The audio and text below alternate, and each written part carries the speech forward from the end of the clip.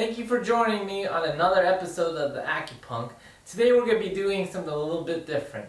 We're not going to be focusing on acupuncture theory, but we're going to be focusing on Qigong. And in particular, we're going to be focusing on Qigong for bedridden people.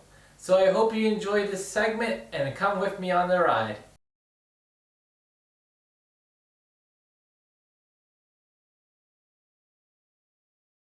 Breathing is probably one of the most crucial things in Tai Chi Chuan and Qigong, so let's take a look on some breathing techniques that will help assist you in proper form. So let's start with the Dantian. The Dantian, or the elixir field, is one of the most crucial spots in all of Chinese energetics. It is located in between the belly button and the pubic bone. It is used to engage while practicing any form of Chinese energetic. So let's take a look at the Dantian and find out ways we can properly breathe into that area and engage it. Belly breathing is one of the most crucial components in Qigong. It consists of expanding the stomach upon inhalation and then constricting the stomach upon exhalation. It may seem foreign to some, but it is one of the proper ways to bring lots of oxygen into the body and to have a deep, full breath. So if you notice, I'm going to expand my stomach upon inhalation and then constrict it back down upon exhalation. In between, I'm also holding for 3 seconds. So again, inhale, and then hold it in for 3 seconds, then exhale, and then hold it in for 3 seconds. Again, inhale,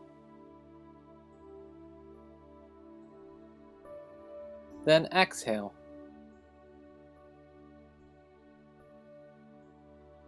Inhale, exhale.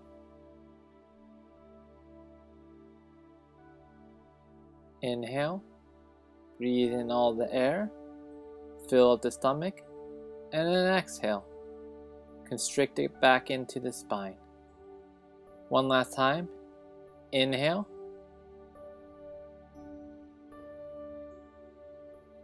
and then exhale.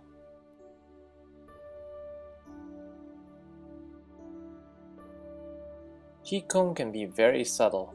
In this next technique of flexion and extension, you will sync your breath with the movement of the feet.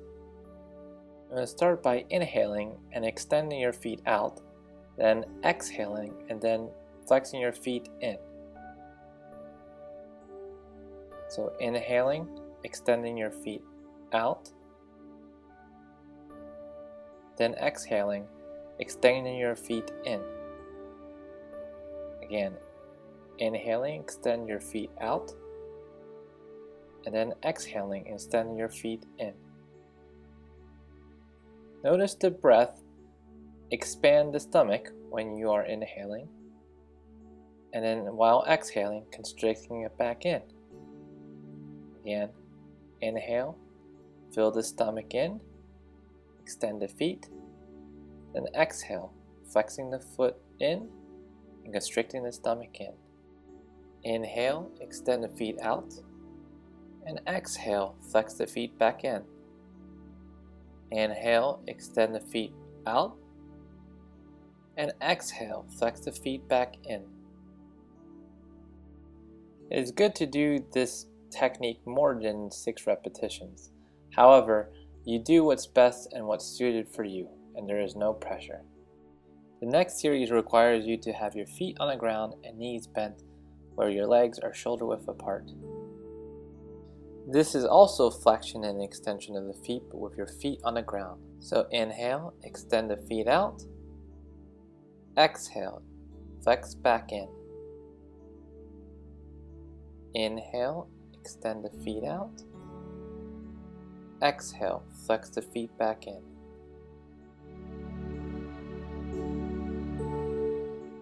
Inhale, extend the feet back out. Exhale, flex the feet back in. Inhale, extend out. Exhale, flex the feet back in. Inhale, extend the feet out. Exhale, flex the feet back in. Inhale, extend out. Exhale, flex the feet back in. Remember to concentrate your breath and have it in sync with the feet. That is the main component of this. If you're incapable of doing this exercise, have no worries. The whole point of the exercise is to focus on the concentration of the breath and the intent of the movement. More or less, the main goal is relaxation and engaging the body.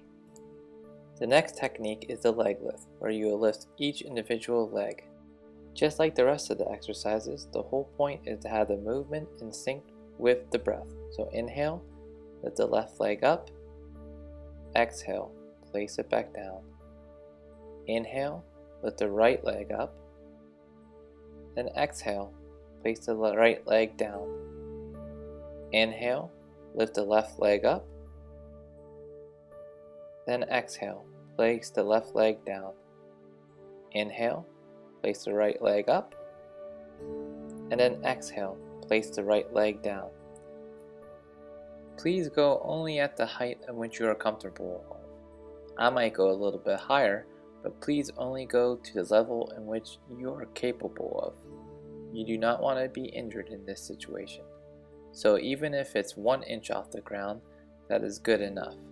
It is progress and it is movement. So remember to lift it up with every inhalation and place it down with every exhalation. You can also augment this technique by having your legs straight and just lightly lift up your leg 1 inch with every inhalation and then slowly place it down with every exhalation. So inhale, lift up the leg, and exhale, slowly place it back down. Inhale, lift up the leg, and exhale, slowly place it back down. Another key to this form is to not drop the leg, as in just with dead weight, but carefully place it back down. So, inhale, lift up the leg, and exhale, slowly place it back down. The next technique is the sideways hip movement. It is to bring flexibility and strength to the hips. It's good to note that the foot alignment is key. You want to have your feet slightly narrower than shoulder width apart for optimal results. Once ready, with every inhale, drop the knees down to the right side. Exhale, back up. So inhale, drop to the left side, and then exhale, bring them back up. Inhale, drop the knees back down to the right side. Exhale, bring them back up. Inhale, drop them to the left side, and exhale, bring them back up. Inhale, drop on the right side. Exhale, lift back up. Inhale, drop on the left side. Exhale, lift back up. Inhale, drop on the right side. Exhale, lift back up. Inhale, drop on the left side. And then exhale, lift back up. You don't have to go fully on this, and you only do what's comfortable for you. The whole point is to be in sync with the breath and the movement.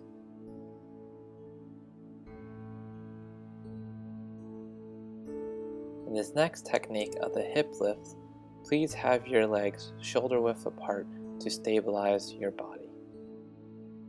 Once you're in a stable position, slowly lift up the hips to the air. So with every inhale, lift up, every exhale, drop back down. Inhale, lift up, and exhale, slowly place your hips back down. Inhale, lift up, and exhale, place the hips back down. You don't have to push yourself too hard on this. If you're incapable of doing this, don't do it. Instead, concentrate on the breath and the subtle movements of the body. Try to relax into your body and feel the movements of the breath. This technique is best to be done in around 6 to 9 repetitions. It will help bring strength into the hips as well as flexibility. The next technique in this series is called bullfrog breath, or I like to call it the accordion. What you need to do first is place your feet firmly on the ground and then your hands at the level of the dantian, facing each other. Then, with every breath in, expand the width of the hands. Then exhale, bring them back in. So inhale, expand the width of the hands with the breath. Then exhale, bring it back in. Inhale, expand the width. Exhale, bring it back in. Inhale, expand the width. And exhale, bring it back in. Bullfrog breath is a technique that can be used lying down, sitting up, or standing up. It is one of the most common techniques in homing in as a baseline for your breath. It is always best to also explore the sensations between the hands. With the refinement of sensation in between the hands, you can expand it throughout the whole body to bring a more heightened body awareness. The next technique in the series is called cloud hands. Cloud hands is a very effective technique for dexterity, but also to strengthen the back. One of the most crucial components to cloud hands is form. To begin, you must place one arm at the level of the chest facing down, and the other arm at the level of the waistline or stomach facing up. Then, as if you're carrying a ball, bring it slowly to the right side. At this juncture of the technique, there needs to be a switch in the arrangement of the hands.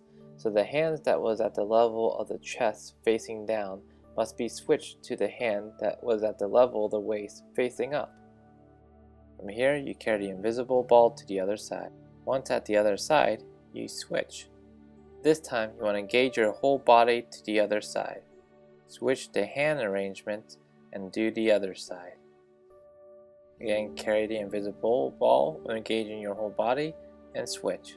Just as in all the prior techniques, it is good to have your breath in sync with the movements. So breathe in and move, switch, exhale, switch, inhale, switch, exhale, switch, inhale, switch, and exhale, switch. Just like all the other techniques, cloud hands could be augmented, so you can have it with your legs straight and just move by the waist. After cloud hands, it's a good idea to engage your breath again. So take a deep breath in, expand the stomach, and exhale, bring the stomach back in.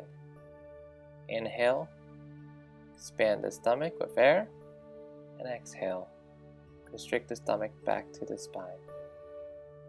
It's always good to do 6 or 7 repetitions of this breathing before moving on.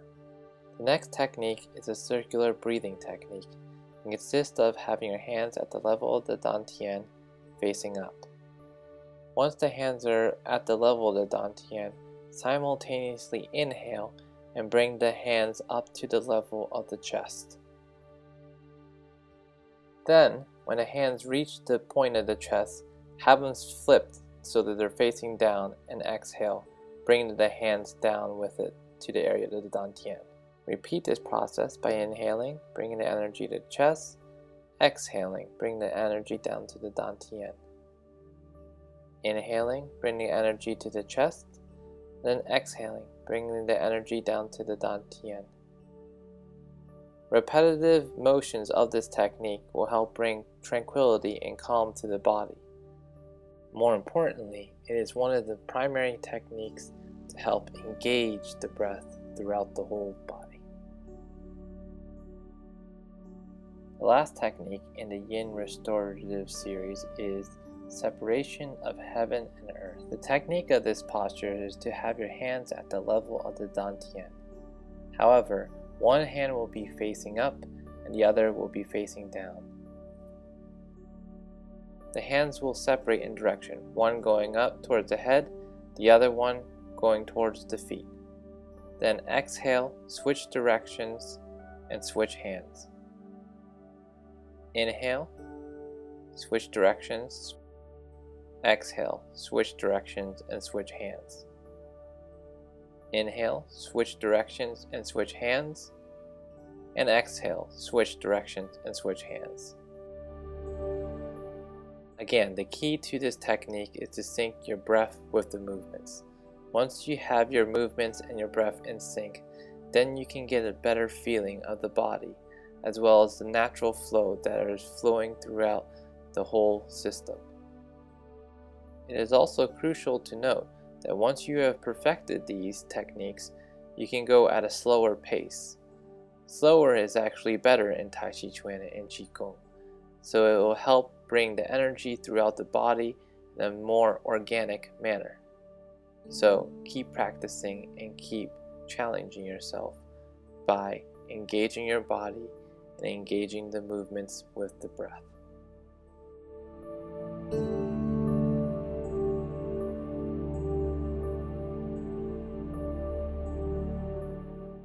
Before we move on to the Yang series, let's take a couple deep breaths so we can bring ourselves back into our bodies.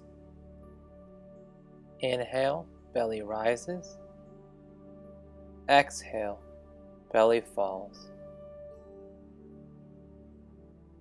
Inhale, belly rises. Exhale, belly falls. One last one. Inhale, belly rises. And exhale, belly falls.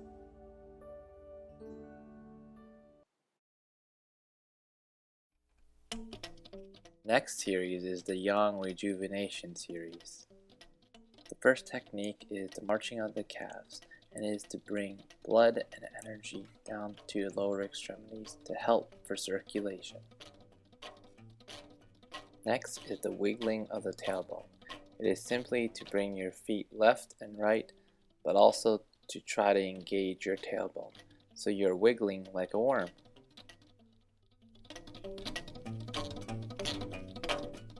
The next technique is the back roll. You must first bend your knees and place your feet on the ground and have your arms crossed like you're a mummy. Then, you must move side to side, from right to left.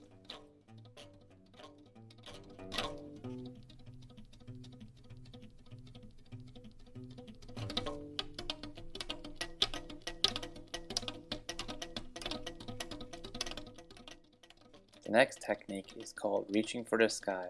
It is simply a technique where you reach up for the sky and engage your shoulders.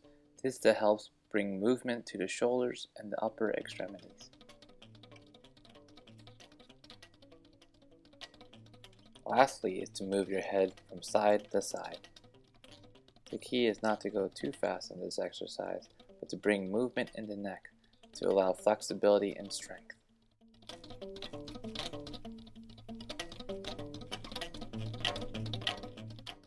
Once finished with the moving of the neck, you go back to reaching of the sky.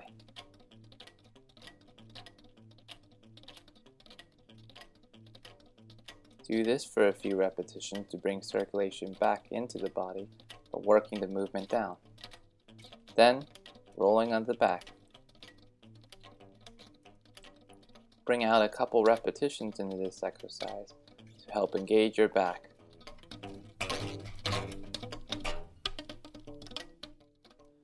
Then straighten out both legs, then wiggle from the tailbone. Right and left, right and left. Try to engage your tailbone while doing this. Then, marching of the calves, which will conclude this component of the Yang exercises. Now, let's move to the second Yang component of the exercises, which is brushing. Brushing is one of the key techniques in awakening the body. You must first start by brushing up and down the front midline of the body. Then, work your way to the side. Try to get the ribs moving and activated. And if possible, move the kidneys. Kidney invigoration is key in a lot of Qigong and Tai Chi Chuan techniques, so it's good to brush on the side, especially the kidneys. Then, you move to the midline again as a base. making sure it's nice and warm. Then move to the other side, rubbing the ribs as well as the kidneys.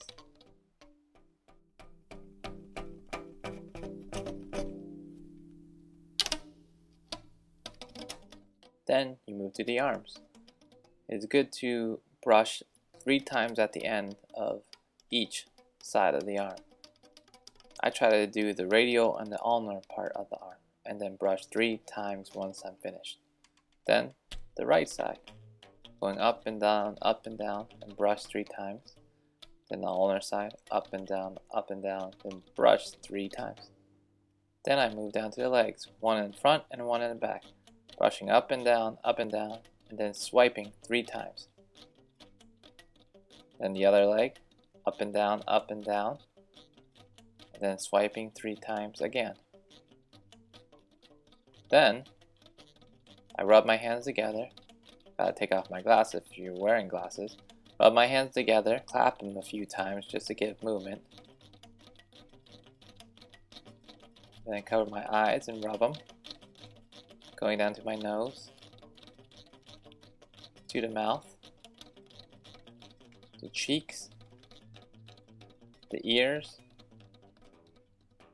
the temple, to the forehead, and then massaging my scalp, then the back of my head, the occipital part, then rubbing the back of my neck, then brushing once, twice, and 3 times. It is optional to do back rolls, but it'll help bring circulation into the back region of the body to give activation and awakening to the whole system. Also some calf marches, and then shaking your hands out, bring some circulation to it.